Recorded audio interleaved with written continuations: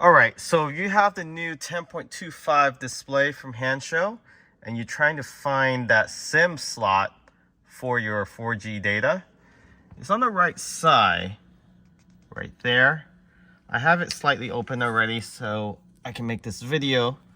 You pop this open, and that SIM slot is right there. Many of you are asking if there's something blocking it. Let me zoom in.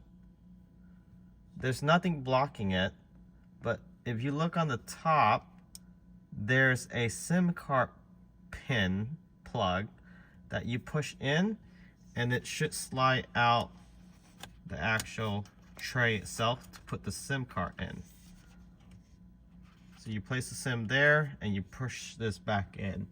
So I am just using a paper, well, you can use a paper clip, but I'm using a pin tab, and by putting it in on the top there, press in, and the SIM slot should pop out just like that. And you place the 4G data SIM on top right there, and then press this back in. Once you hear it click, close the cover, and you're done. That's how you get your 4G data SIM in your 10.25 display.